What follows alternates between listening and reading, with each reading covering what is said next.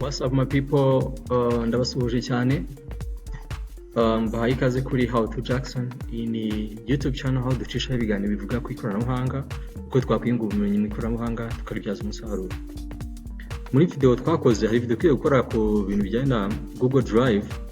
Umukunzi wacu avuga yuko adusaba yuko twazakora video tubereka ukuntu ushobora kugarura ibintu byagiye kuri Google Photos. Google Photos sinzi niba ubizi, ariko telefone yawe bisanzwe ufite hari igihe ishobora kuba ibika amafoto yawe utabizi. Sinzi niba ubizi, ariko bibaho kenshi. Google Photos ni system cyangwa se ni application muri telefone z'abantu bisanzwe, aho buri foto igeze muri telefone yawe ihita ijya muri application.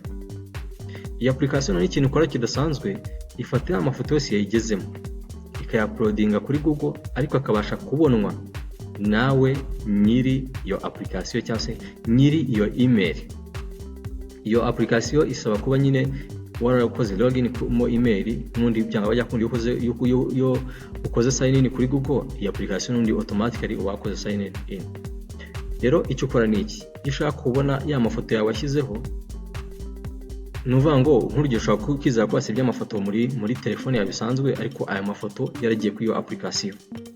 Ushobora no kuba ufite warakoze nka video runaka ukazibika kuri telefone yawe, ariko ukaba utazi yuko iyo telefone yawe nubwo wazisibye zaje kuguma kuri Google Photos.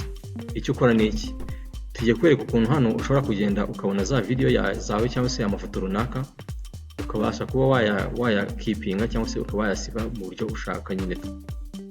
Ushaka kuba ari ngenda nk'urugero ari amafoto wasibye by'impanuka utazi ngo yakura hehe, urukisanga kubw'amahirwe byaribitse kuri Google Photos. Icyo dushaka kwereka hano ukuntu ushobora kuyaccessinga.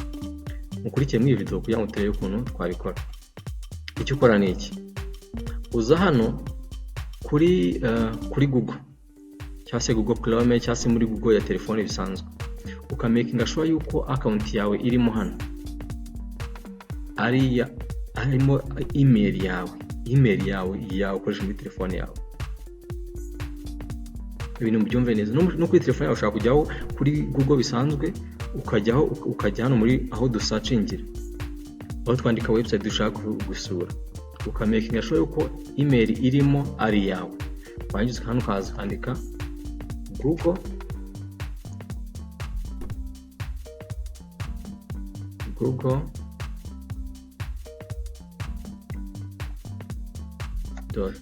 .photos.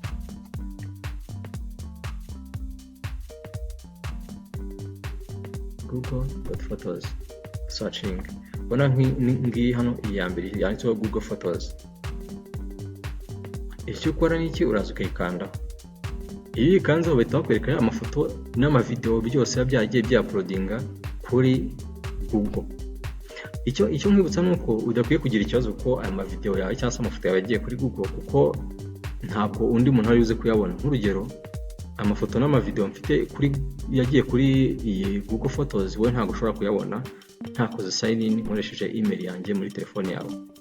Nta wundi muntu ushobora kuyaccessinga, aba abitswe mu ibanga, ariko ni byiza ko nawe umenye yuko hari amafoto yawe ubwo ibitse, ariko asa nk'abitse kuri email yawe.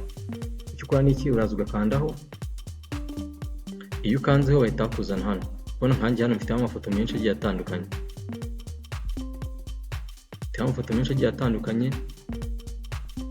Iyo ushaka nko kudownloadinga ifoto,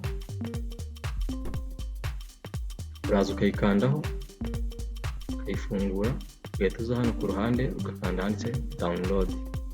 Ibi ngibi rwose ifoto yawe itiza ikajya kuri device yawe. Ubona ya foto kwa downloadinze ngiye hano.